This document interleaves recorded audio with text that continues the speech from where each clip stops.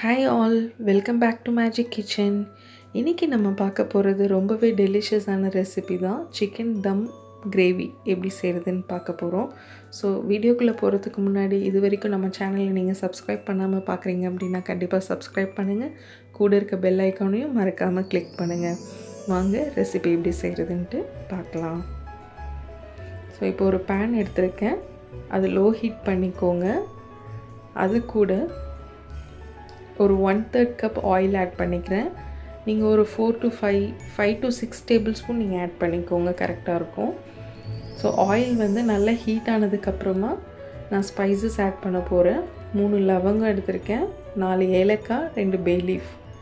So இப்போ add பண்ணிவிட்டேன். நல்ல ஸ்பைசஸ் பொரிஞ்சதுக்கப்புறமா ஒரு 1 kg without skin chicken add பண்ணிக்கிறேன். ஸோ இப்போ சிக்கன் பார்த்திங்க அப்படின்னா ஆயிலே ஃப்ரை ஆகணும். ஸோ சிக்கனே ஒரு 10 மினிட்ஸ் ஆயிலே நல்லா ஃப்ரை பண்ணணும். ஸோ சிம்லே வச்சுக்கோங்க அடுப்பை. நல்ல கலர் சேஞ்ச் ஆகணும் அந்த சிக்கன் வந்து. அது வரைக்கும் நீங்கள் நல்லா ஃப்ரை பண்ணிக்கிட்டே இருங்க. பாருங்கள், கலர் நமக்கு வந்து ஒயிட் கலரில் சேஞ்ச் ஆகிட்டே வருது. ஸோ இப்போ ஒரு 10 மினிட்ஸ் கழிச்சதுக்கப்புறம் நான் ஒரு 1 to 1.5 டேபிள் ஸ்பூன் கிட்ட ஜிஞ்சர் கார்லிக் பேஸ்ட் ஆட் பண்ணியிருக்கேன். அது கூட ஒரு 4 க்ரீன் சில்லி ஆட் பண்ணியிருக்கேன்.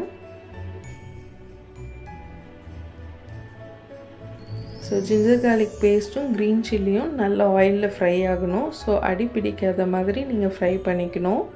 அதனால் சிம்லே தான் இருக்கணும். நல்லா ஃப்ரை பண்ணிக்கோங்க. அந்த சிக்கனோட நல்லா மிக்ஸ் ஆகணும். ஸோ நல்லா ஃப்ரை பண்ணதுக்கப்புறமா நம்ம ஸ்பைசஸ் ஆட் பண்ண போகிறோம். ஸோ 3 டேபிள் ஸ்பூன் மல்லித்தூள் ஆட் பண்ணிக்கிறேன். Next 1/2 tablespoon Kashmiri chilli powder add பண்ணிக்கிறேன். நீங்கள் நார்மல் சில்லி பவுடர் கூட ஆட் பண்ணலாம். நான் கலருக்காக ஆட் பண்ணியிருக்கேன். நெக்ஸ்ட்டு ஒரு 1/2 டீஸ்பூன் ஜீரகத்தூள் ஆட் பண்ணியிருக்கேன். நெக்ஸ்ட்டு ஒரு 1/2 டீஸ்பூன் சோம்புத்தூள் ஆட் பண்ணியிருக்கேன். நெக்ஸ்ட் ஒரு 1/2 டீஸ்பூன் பிளாக் பெப்பர் ஆட் பண்ணிக்கிறேன். நெக்ஸ்ட் ஒரு 1/2 டீஸ்பூன் கரம் மசாலா ஆட் பண்ணியிருக்கேன்.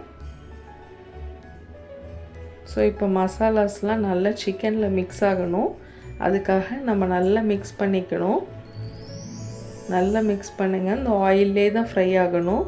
இப்போ கொஞ்சம் அடி பிடிக்காமல் இருக்கிறதுக்காக நான் ஒரு 1/2 கப் வாட்டர் ஆட் பண்ணிக்கிறேன். உங்களுக்கு வாட்டர் அதிகமாக வேணும்னா நீங்கள் ஆட் பண்ணிக்கலாம். ஆனால் 1 கப்புக்கு மேலே நீங்கள் ஆட் பண்ணிக்காதீங்க. ஸோ நல்லா இப்படி ஆயில் நல்லா பிரிஞ்சு வரப்போ நான் உப்பு ஆட் பண்ணிக்கிறேன். உங்கள் தேவைக்கேற்ப நீங்கள் ஆட் பண்ணிக்கலாம்.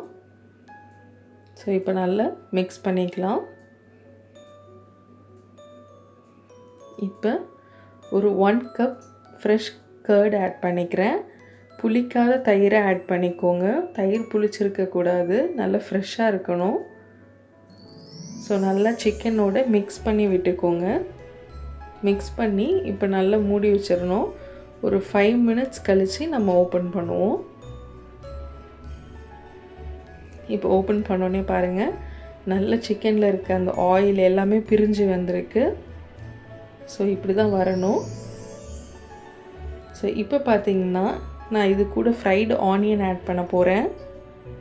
அந்த ஃப்ரைடு ஆனியன் வந்து ஆனியனை நல்லா தின்னாக ஸ்லைஸ் பண்ணி டீப் ஃப்ரை பண்ணி எடுத்து வச்சுருக்கேன். அதை தான் ஆட் பண்ணிக்க போகிறேன் நான். ஸோ ஆட் பண்ணிட்டோம். நெக்ஸ்ட்டு புதினா கொத்தமல்லி ரெண்டும் சேர்ந்து 1 கப் ஆட் பண்ணியிருக்கேன்.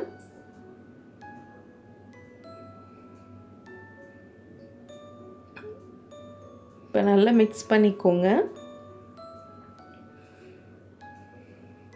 எல்லாமே நல்லா மிக்ஸ் ஆகிற மாதிரி ஆனியன், புதினா, கொத்தமல்லி எல்லாமே மிக்ஸ் ஆகணும் நல்லா மசாலாவோட. அதுக்காக நல்லா மிக்ஸ் பண்ணி மூடி வச்சுருங்க. திரும்ப ஒரு 5 மினிட்ஸ் கழித்து நம்ம ஓப்பன் பண்ணுவோம். ஸோ பாருங்கள், நல்லா சூப்பராக நமக்கு ரெடி ஆகிடுச்சு. பார்க்கவே மவுத் வாட்டரிங்காக இருக்குது நமக்கு. ஸோ சிக்கனும் நல்லா பாயில் ஆகிடுச்சு. கிரேவியும் நல்ல ஒரு டெக்ஸ்சரில் கிடச்சிருக்கு நமக்கு.